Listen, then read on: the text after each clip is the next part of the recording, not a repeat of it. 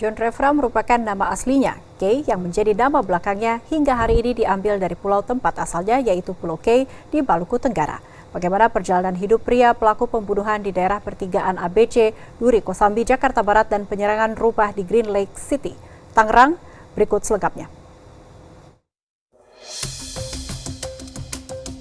John Kay pertama kali merantau dari kampung halaman saat berusia 18 tahun.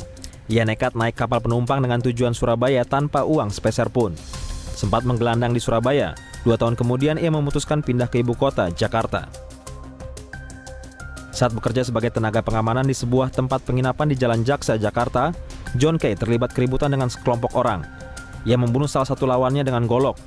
24 Mei 1992, ia menyerahkan diri ke Polda Metro Jaya dan dipenjara.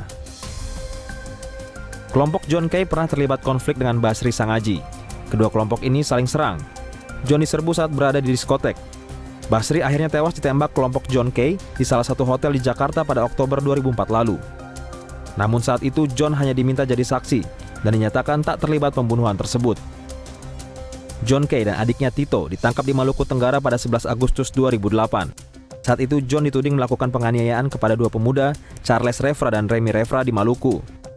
Jari kedua pemuda itu putus ditebas. Mereka divonis 8 bulan penjara oleh Pengadilan Negeri Surabaya. April 2010, kelompok John Kay dengan kelompok Flores Talib Makarim bentrok di klub Blowfish hingga menyebabkan 2 anggota John tewas.